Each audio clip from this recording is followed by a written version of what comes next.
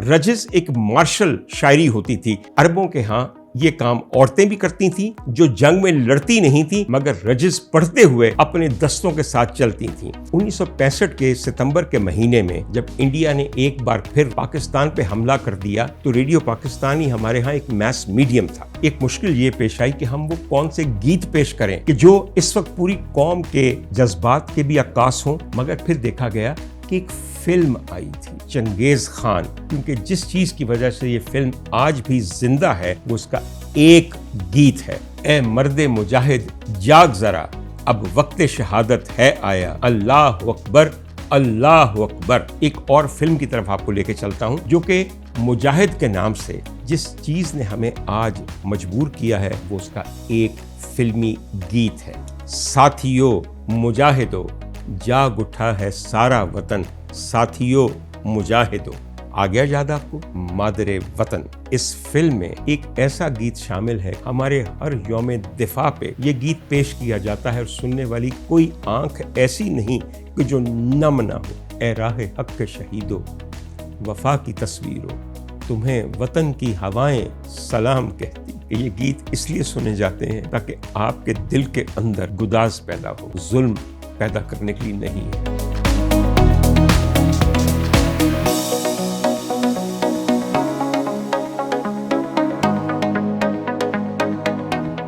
ख़वातीन हज़रात, loud speaker का एक नया एपिसोड और उसे लिए हमेशा की तरह आपकी खिदमत में तने तन्हा डॉक्टर उमर आदिल हाजिर है। ख़वातीन हज़रात, बहुत से लोग मुझे पूछते हैं कि अब आप अकेले ये वीलॉग करते हैं तो जो आपके साथी थे वो कहाँ गए?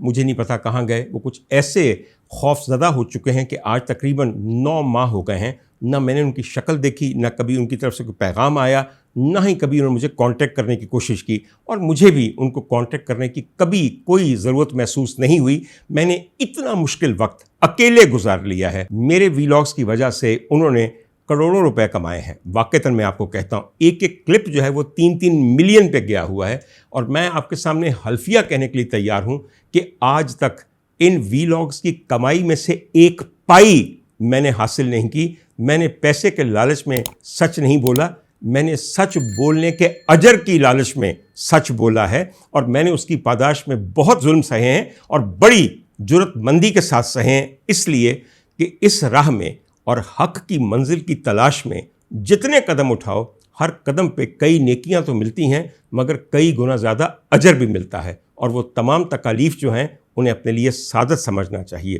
ख़वातीन हुज़रात, आप में से वो लोग जो उन्हें मिस करते हैं उनके लिए दुआ कीजिए कि खुदा ताला उनके दिल में कम से कम इतनी जुर्रत पैदा करें कि वो ज़ेरे ज़मीन से निकल के ऊपर आ जाएं और आपके लिए वीलॉग करना शुरू कर दें। वही जो वो पहले करते थे, फ़लाँ को पकड़ लिया, तुमने उसको क्यों छोड़ा और तुम उसके पास दोबारा क्यों गए, और अब हम देखते हैं कि उनको कितना अजर मिलता है। बाहर तौर ख़वातीन हुज़रात, मैं इसमें छोटी सी बात आपको अर्ज़ करूँ कि जब से हमने पाक भारत जंग के हालात देखे हैं, एक चीज़ जो बार बार हमें याद दिलाई जा रही है और जो ख़ुद ब खुद हमारे जहनों में उभर रही है, वो बुनियादी तौर पे वो जंगी तराने हैं जो हम 1965 से लेकर अब तक सुन रहे हैं। आप जानते हैं कि हमारे जंगी तराने वो हैं कि जो अपने अल्फाज, शायरी, अपनी मौसीकी और गायकी के ज़रिए दिलों को गरमाते हैं और ऐसा जज्बा शहादत और जज्बा मुजाहिदाना पैदा करते हैं कि जो जंग लड़ने और जंग झेलने के लिए बेइंतहा कारगर और मुफीद है। ख़वातीन हुज़रात,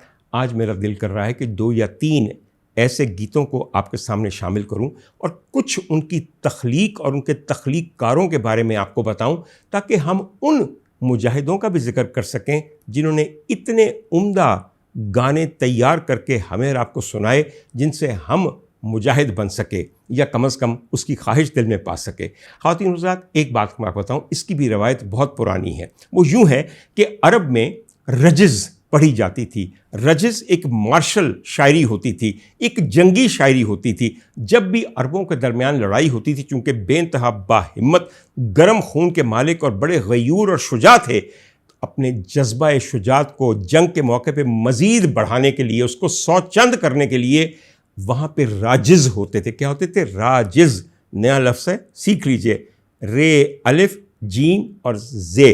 राजिज़ होते थे जो कि रजिज़ लिखते भी थे और रजिज़ को गा के पेश भी करते थे।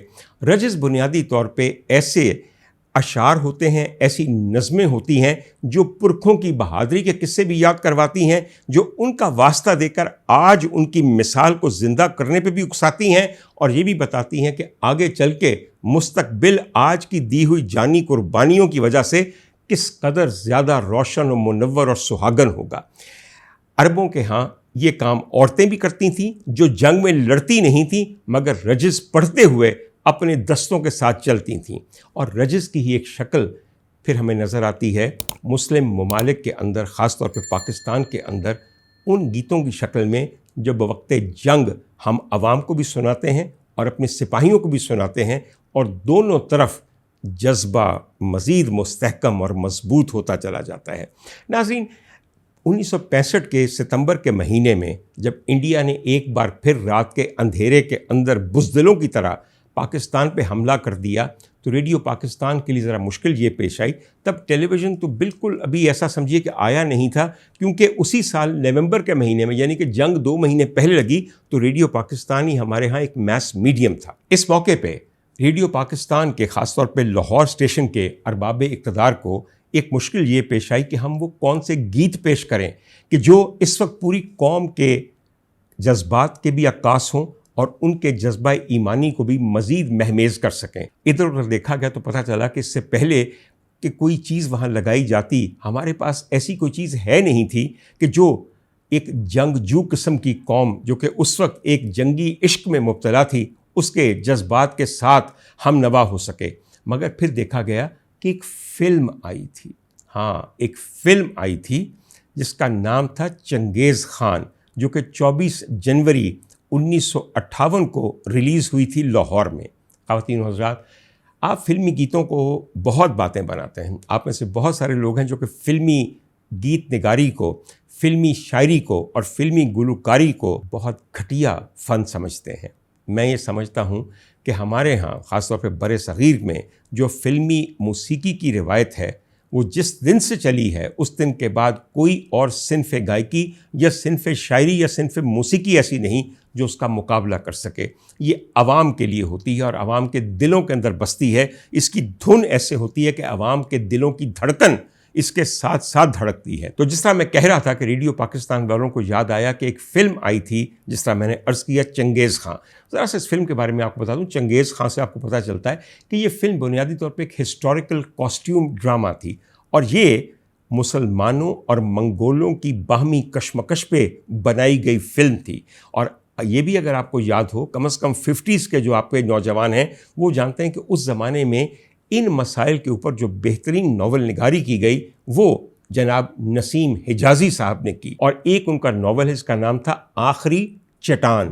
آخری چٹان، آخری چٹان وہ ناول تھا جس سے فلم چنگیز خان کی کہانی کو اخذ کیا گیا، اور یہ ناول ایسا ہے کہ اسے بعد میں پاکستان ٹیلی ویژن نے بھی ڈرامے کی شکل میں پیش کیا، اور مجھے اچھی طرح یاد ہے کہ اس میں چنگیز خان کا مرکزی کردار جو ٹیلی ویژن پہ کیا وہ جناب ظہور احمد صاحب نے کیا، جو ایک بڑے کہنہ مشق قسم کے کراچی سینٹر کے اداکار تھے، مگر اب ہم میں نہیں رہے، خدا تعالیٰ ان کی مغفرت کرے۔ اس زمانے میں یعنی کہ تقریباً 1956 میں جب اس فلم کو آخری چٹان سے ماخوذ کرنے کا خیال دل میں لایا گیا تو پتہ چلا کہ ایک صاحب ہیں جن کا نام تھا چودھری حسن دین صاحب۔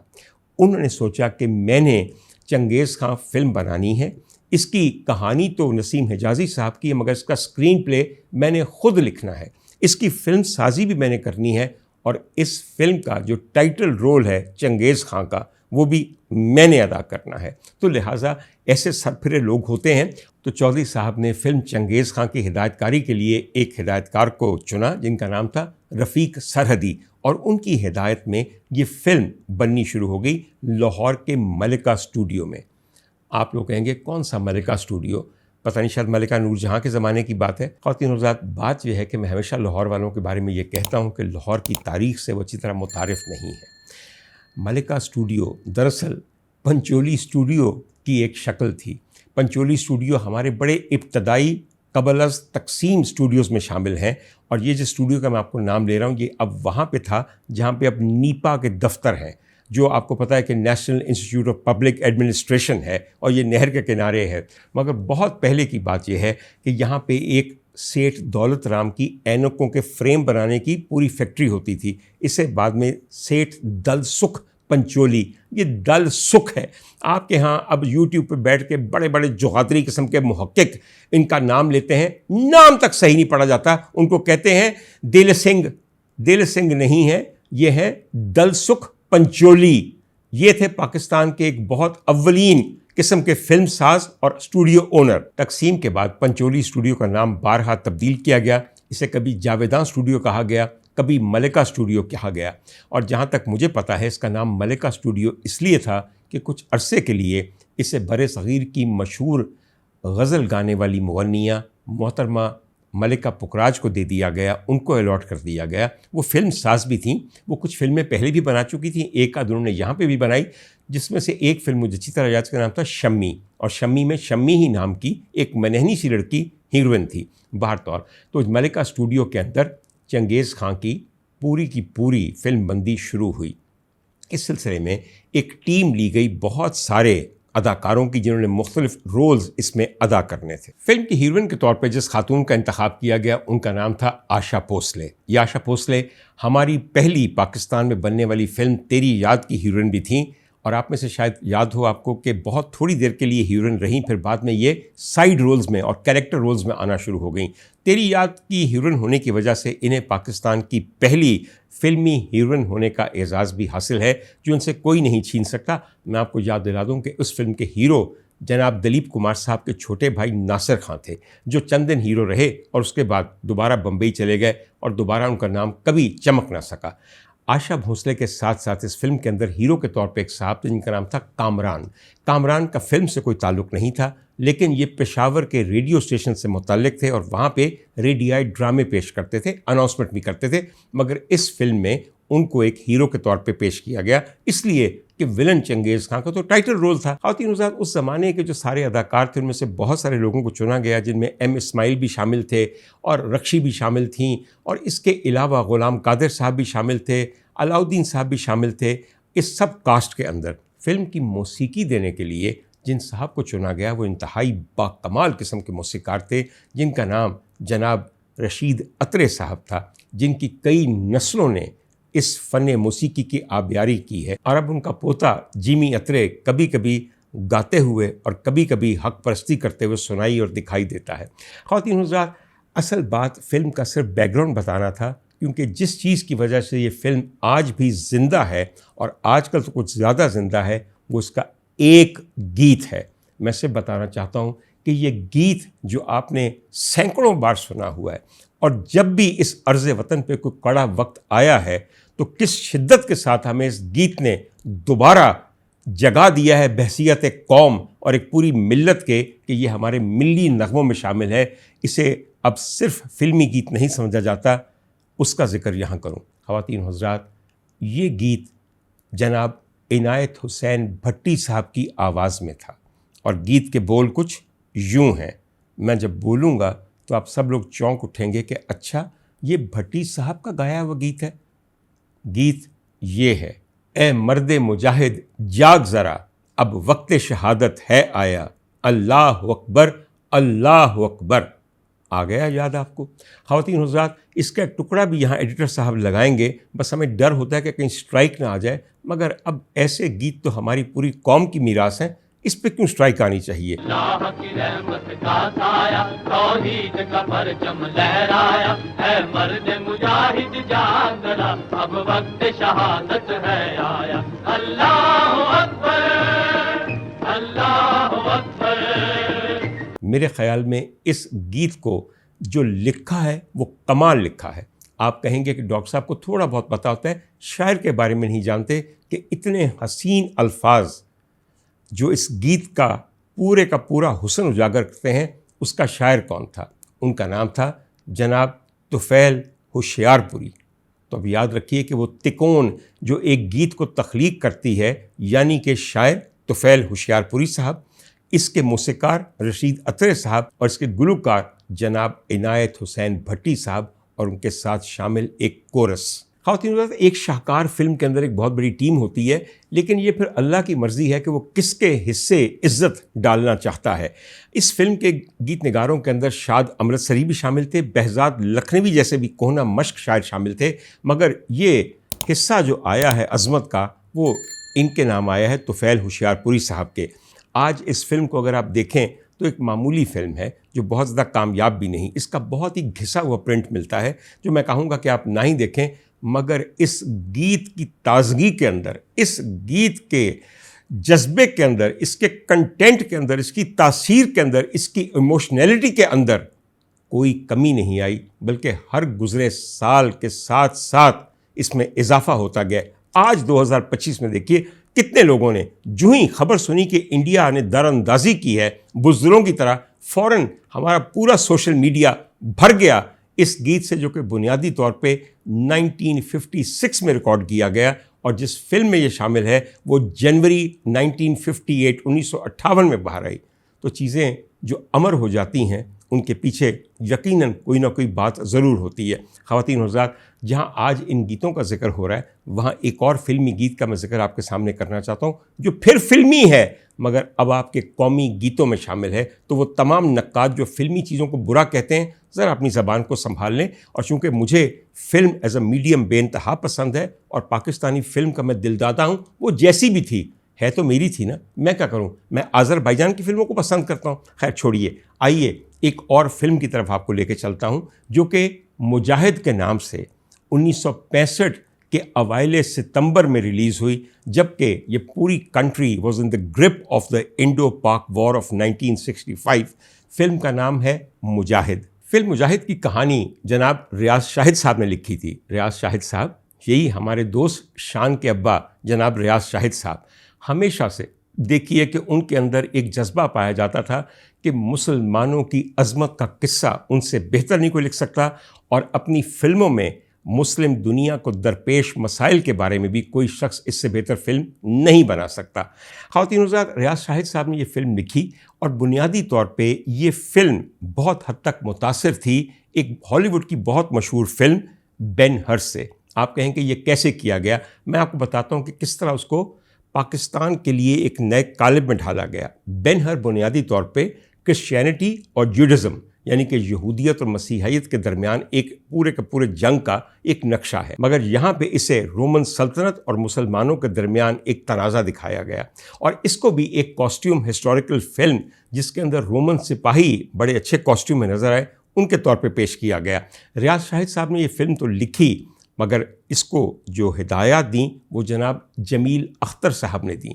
خواتین حضرات، بات صرف ایسی ہے کہ کچھ چیزیں کو یقیناً چینج کیا گیا، اینڈنگ کو بھی چینج کی گئی، مگر یہ فلم بہت حد تک، حتیٰ کہ کچھ مناظر میں بھی بالکل مماثلت رکھتی تھی بین ہر کے ساتھ، اور بین ہر کی جو کوالٹی اور پروڈکشن تھی اور جس قدر یہ ہالی ووڈ کی فلم کامیاب ہوئی، لوگوں کے ذہنوں میں بیٹھی ہوئی تھی، اس کی موجودگی میں کسی اور اس کی چربا فلم یا اس سے متاثرہ فلم کے لیے کوئی گھر لوگوں کے اور فلم بینوں کے دلوں میں نہیں مل سکتا تھا۔ بہرطور اس فلم کا سب سے پہلے جو کام شروع ہوا وہ پاکستان میں باری اسٹوڈیوز میں شروع ہوا، اس لیے کہ یہ 64 میں تیار کی جانے لگی تھی، اور باری اسٹوڈیو تب تک بن چکا ہوا تھا۔ ملک باری صاحب نے جسے اپنی ایک فلم کی کامیابی سے بنایا، اور آج باری اسٹوڈیو کے اندر بہت سارے بٹوارے کے حصے ہیں، کیونکہ راحیل باری صاحب ان کے بیٹے، اور پھر ایک اور باری صاحب ان کے بیٹے، اور پھر ہماری ایک پرانی اداکارہ اپنے بیٹے کو لے کر آ گئی ہیں کہ یہ بھی ان کا باری صاحب کا پوتا ہے تو اس کا بھی حصہ دیا جائے۔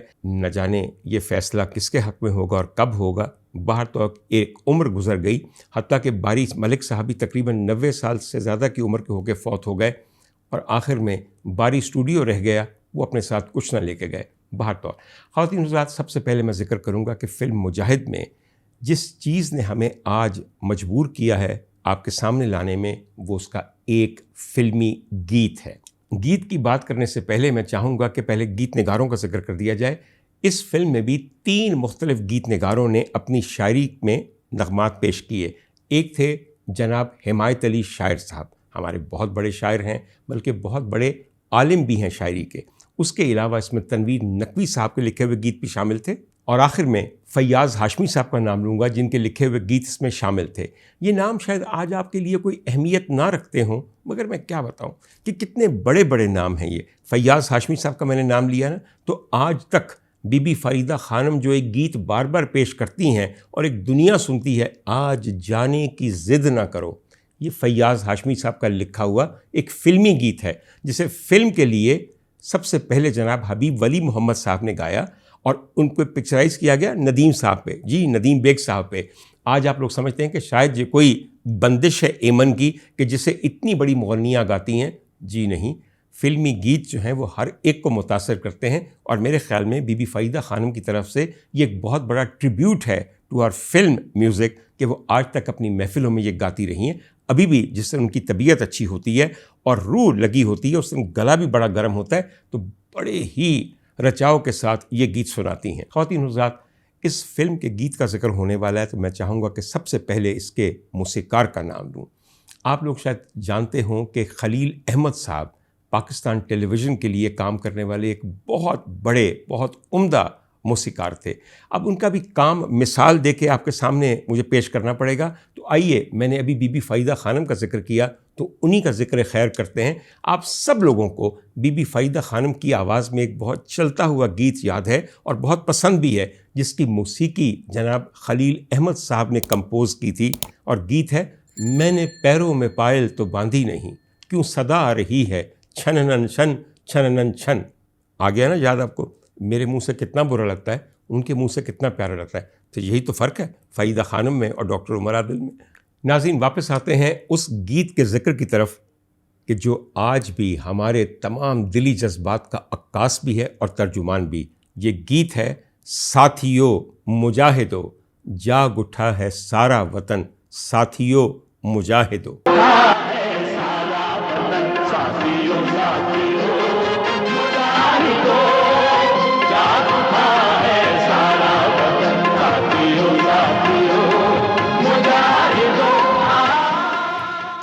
آ گیا یاد آپ کو؟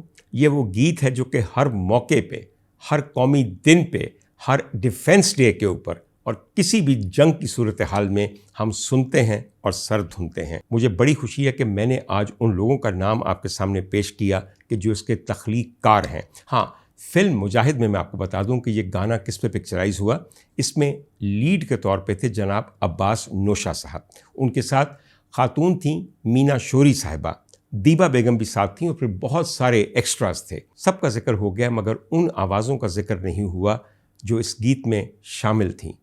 یہ لوگ تھے جناب مسعود رانا صاحب، شوکت علی صاحب، نازش، روشن اور بہت سے اور ساتھی۔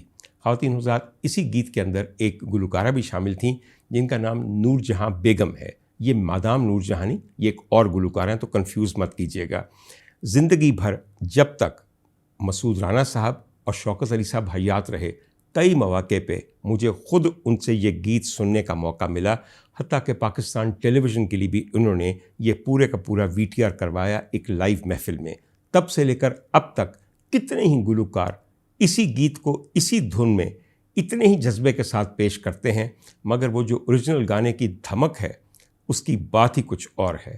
جاگ اٹھا ہے سارا وطن، واقعتاً یہ وطن خواب غفلت میں پڑا ہو، یہ پتہ چل جائے کہ ارض پاک پہ کسی نے بری نظر ڈالی ہے، یہ پوری قوم جاگ اٹھتی ہے اور اپنے جاگنے کا ثبوت بھی دیتی ہے۔ بہر طور اللہ کرے کہ یہ ثبوت تا قیامت ملتا رہے، کیونکہ یہ وطن تا قیامت قائم رہنے کے لیے بنایا گیا ہے اور ہم اس کے تا قیامت تک رکھوالے ہیں۔ خواتین حضرات، میں نے بہت سارے لوگوں کا نام لیا، مگر شاید آپ چاہیں گے کہ میں اس فلم کے بڑے بڑے سٹارز کا بھی نام آپ کے سامنے لے دوں تاکہ آپ کو پتہ ہو کہ یہ فلم کس قدر اچھی اس زمانے میں بنائی گئی تھی، وہ کہ بہت زیادہ کامیاب نہیں تھی۔ فلم کے اندر شامل ہیں سدھیر صاحب، محمد علی صاحب، صابرہ سلطانہ صاحبہ، ایمی منوالا، مینا شوری، دیبا بیگم اور بہت سارے اور لوگ ایسے۔ آج اس فلم کی کاسٹ میں سے جو 3 فنکارائیں ہمارے درمیان موجود ہیں وہ ہیں صابرہ سلطانہ صاحبہ، ایمی منوالا صاحبہ اور دیبا صاحبہ۔ تینوں کی صحت کی وجہ سے مجھے تھوڑی سی تشویش لاحق رہتی ہے۔ خدا تعالیٰ جب تک مناسب سمجھتا ہے ان کو حیات و صحت دے اور ہماری توجہ اور محبت کا مرکز بنائے رکھے. اس بارے میں ایک ویلاگ کچھ دنوں بات کروں گا، مگر آج یاد رہیے کہ جس دوسرے گیت کا میں نے ذکر کیا ہے، اور میرے ایک دوست ہیں جنہوں نے جنگ شروع ہوتے ہی مجھے ایک میسج کیا اور ساتھ ہی لکھا کہ یہ گیت میں نے بڑی مشکل سے ڈھونڈا ہے، اور وہ گیت یہی تھا، جاگ اٹھا ہے سارا وطن. تو میں اپنے دوست ڈاکٹر مصطفیٰ انور کو بتانا چاہتا ہوں، آپ کے اس ایک میسج نے مجھے تحریک دی کہ آج میں یہ ویلاگ آپ کے سامنے پیش کروں. آخری گیت جس کا ذکر میں آپ سے کرنا چاہتا ہوں، اس کا تعلق ایک فلم سے ہے جو کہ 1966 میں، یعنی کہ جنگ ہند و پاک 1965 میں جو ہوئی، اس کے ایک سال بعد ریلیز ہوئی. اس فلم کا نام ہے مادر وطن، دا مدر لینڈ، اور ظاہر ہے کہ اس کا موضوع بھی 1965 کی جنگ تھی. خواتین حضرات، اس فلم میں ایک ایسا گیت شامل ہے کہ جو جس دن سے ریلیز ہوا ہے آج تک ہمارے ہر شہید کی خبر کی بیک گراؤنڈ موسیقی ہے. ہمارے ہر یوم دفاع پہ یہ گیت پیش کیا جاتا ہے، اور سننے والی کوئی آنکھ ایسی نہیں کہ جو نم نہ ہو. یہ گیت ہمارا خراج ہے ان جوانوں کو جو کہ اپنی جوانی کے لال و گوہر اس زمین کی آزادی اور بقا کے لیے قربان کر دیتے ہیں، جن کے لہو کی اشرفیاں ڈھل ڈھل کے دھرتی کی پہم پیاسی کشکول میں گرتی جاتی ہیں، کشکول کو بھرتی جاتی ہیں. اور خواتین حضرات، اس گیت کے یوں کامیاب ہونے کے پیچھے کوئی تو راز ہے. مجھ پہ تو وہ راز کھلا ہوا ہے، میں چاہوں گا کہ وہ راز آپ پہ بھی کھول دوں. خواتین حضرات، یہ گیت جس خاتون کی آواز میں ہے ان کا نام محترمہ نسیم بیگم صاحبہ ہے. ہم لوگ اکثر غلطی کرتے ہیں اور اس گیت کو مادام نور جہاں کے کھاتے میں ڈال دیتے ہیں. وہ اتنی بڑی گلوکارہ ہیں کہ ہم سمجھتے ہیں اتنا اعلیٰ گیت یقیناً انہوں نے ہی گایا ہوگا، مگر سچ بات یہ ہے کہ یہ گیت بی بی مختار بیگم کی شاگردہ محترمہ نسیم بیگم صاحب کی آواز میں ہے، اور کیا عمدگی سے انہوں نے اس گیت کو نبھایا ہے. خواتین حضرات، اس گیت کی موسیقی جوڑی دار موسیقار تھے، یعنی کہ ایسے موسیقار جو دو افراد تھے مگر ایک یونٹ بن کے موسیقی دیتے تھے. ان کا نام تھا جناب سلیم اور جناب اقبال، مگر لکھا ان کو سلیم اقبال ہی جاتا تھا. مجھے بتانے کی ضرورت نہیں ہے، ہر ایک کو یہ گیت یاد ہے، مگر یہاں پہ میں چند سعادتیں حاصل کرنے کے لیے اس کا ذکر آپ کے سامنے کرنا چاہتا ہوں. گیت کا مکھڑا کچھ یوں ہے، اے راہ حق کے شہیدو، وفا کی تصویرو، تمہیں وطن کی ہوائیں سلام کہتی.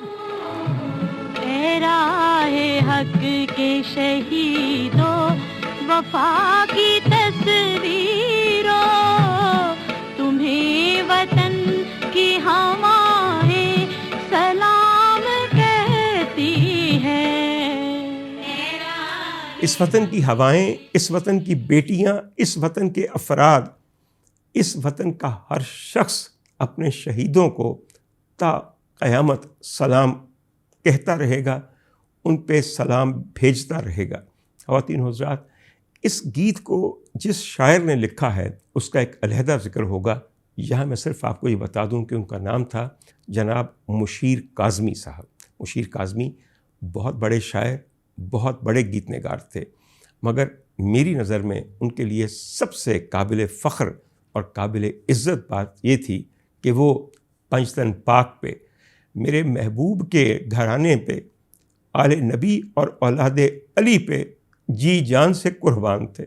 ان کے عشق میں، ان کے قلم سے جو کچھ ٹپکا ہے اسے کیوں نہ دوام ملتا، کیوں نہ دوام ملتا. خواتین حضرات، اس گیت کے 3 انترے ہیں. پہلا انترا آپ لوگوں نے سنا ہوا ہے، مگر اس گیت کی بقا کا، اس کی مقبولیت کا، اس کی سرفرازی کا جو راز ہے وہ باقی 2 انتروں میں کھلتا ہے. میں یہاں آپ کے سامنے وہ پیش کر کے اپنی زبان کو صاف کرنا چاہتا ہوں کہ آج مجھے یہ سعادت پروردگار نے دی کہ میں یہ ذکر کروں اس شاعری کا جو کہ مشیر کاظمی صاحب نے لکھی.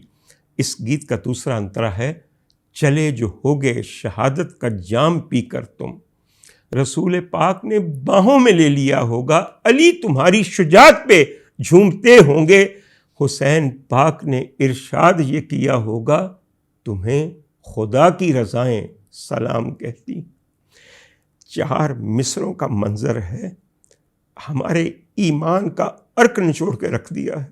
شہید جب واقعی شہادت کا جام پی کے چلتا ہوگا تو جنت کے دروازے پہ سرکار دو عالم اسے اپنی باہوں میں بھر لیتے ہوں گے۔ اس کے بعد شجاعت کے ان نشانوں کو دیکھ کر جو کہ مولا کائنات کی مثال ہیں، ان کے دیے ہوئے درس کے پڑھے ہوئے ہیں، وہ جھومتے نہ ہوں گے کہ میری شجاعت آج بھی مسلمان نوجوان کی شکل میں زندہ ہے۔ اور پھر سید الشہداء جناب امام علی مقام حضرت حسین واقعی یہ کہتے ہوں گے کہ جس طرح مجھے خدا کی رضاؤں نے سلام کہا، تمہیں بھی آج خدا کی رضائیں سلام کہتی ہیں۔ خواتین حضرات، یہ تو ان بلند ترین مرد حضرات کا ذکر ہے، مگر کیسے کوئی ماں کو بھلا سکتا ہے اور کیسے کوئی بہن کو بھلا سکتا ہے؟ مشیر کاظمی صاحب، آپ کے اوپر خدا کی رحمتیں ہوں کہ جنہوں نے اس گیت کے تیسرے بند میں ایسا تذکرہ کر دیا ہے کہ جو آپ کی شفاعت کا باعث بنے گا۔ مجھ گناہ گار سے یہ نوید سن لیجئے کہ انشاءاللہ تعالی یہی ایک بند آپ کی شفاعت کا یوم حشر میں موجب و وسیلہ بنے گا، اور وہ بند کچھ یوں ہے: جناب فاطمہ جگر رسول کے آگے، شہید و شہید ہو کے کیا ماں کو سرخرو تم نے، جناب زینب گواہی دیتی ہیں، شہید و رکھی ہے بہنوں کی آبرو تم نے، تمہیں وطن کی بیٹیاں مائیں سلام کہتی ہیں۔ یہاں صرف وطن کی نہیں، اس کائنات کی بیٹیاں اور مائیں کہیں، اس امت کی مائیں اور بیٹیاں کہیں۔ میں واقعتاً یہ سمجھتا ہوں کہ اگر کسی نے شہید کی ماں کا اجر دینا ہے تو وہ خاتون جنت نے دینا ہے، کہ وہ خود شہید کی ماں ہے، اور اس دکھ کو ان سے زیادہ کون بہتر جان سکتا ہے؟ شہید کی بہنوں کو جو سہارا دیں گی وہ اپنے باپ کی زینت بی بی زینب سلام اللہ علیہا ہوں گی، کہ انہوں نے بھی اپنے بھائیوں کو شہید ہوتے دیکھا اور اس منظر کو برداشت کر گئیں خدا کی رضا کے لیے۔ خواتین و حضرات، اللہ کرے کہ اس جنگ میں کوئی ماں اپنے بیٹے کا جنازہ نہ دیکھے، کوئی سہاگن بیوہ نہ ہو، کوئی بچہ یتیم نہ ہو، مگر اگر کوئی اپنے زندگی کا نذرانہ دیتا ہے تو پھر اس کو اجر یہ ملے کہ باہوں میں بھریں رسول پاک، جھومیں اس کی شہادت پہ مولا کائنات سید الشہداء، اس کو نوید سنائیں خدا کی رضا کی، اور اس کی ماں کو سینے سے لگائیں خاتون جنت، اس کی بہنوں کو سہارا دیں بی بی زینب، اور امت کی بیٹیاں اور مائیں ان کو سلام کہیں۔ خواتین و حضرات، عرض یہ ہے کہ یہ گیت اس لیے سنے جاتے ہیں تاکہ آپ کے دل کے اندر گداز پیدا ہو، ظلم پیدا کرنے کے لیے نہیں ہے۔ وہ ساری قربانیاں جو ان ہستیوں نے اس مذہب کے لیے دی ہیں وہ ہمارے لیے مقدم ہیں، اور وہ ہمارے لیے ایک درس ہے کہ جس مذہب کے نام پہ، جس کلمے کے نام پہ یہ وطن حاصل کیا گیا ہے، اس کی حفاظت کے لیے بھی جان کی قربانی بے انتہا عظیم، بے انتہا ضروری اور بے انتہا قابل احترام چیز ہے۔ خواتین حضرات، آپ کے لیے اور اس وطن کے لیے امن کی دعا ہے، فلاح، ترقی، کامیابی، شادمانی کی دعا ہے۔ ہمارے بیٹوں کے لیے جو سرحد پہ کھڑے ہیں، صحت و حفاظت کی دعا ہے۔ ان کی زندگی کی حفاظت میرا پروردگار کرے، اس سے بڑا کوئی محافظ نہیں۔ ذاتی طور پر صرف آخر میں ایک بات کہوں، میرے ایک دوست ہیں جن کا نام ہے ونگ کمانڈر گلفام، آج کل کراچی ہوتے ہیں۔ جب سنا کہ جہاز وغیرہ اڑ رہے ہیں تو میں نے ان کو ایک میسج کیا کہ مجھے آپ کی تشویش ہے۔ ہر شخص کو اپنے دوست کی تشویش ہوتی ہے، تو ان کی بیگم کا مجھے میسج آیا کہ اس وقت ان کا فون میرے پاس ہے اور وہ خود اپنی فلائٹ لے کر کسی محاذ کی طرف گئے ہوئے ہیں۔ وہ دن ہے اور آج کا دن اس خاتون کا جو گھر اپنی چھوٹی سی بیٹی کو لے کے بیٹھی ہوئی ہے اور جس کا میاں اس ملک کی حفاظت کے لیے گیا ہوا ہے، میرے دل سے صرف دعائیں نکلتی ہیں، صرف ان کے لیے نہیں بلکہ اپنی فوج کے ہر سپاہی کے لیے۔ خدا کرے یہ سب غازی یوں لوٹ کے واپس آئیں کہ فتح مند ہوں انشاءاللہ۔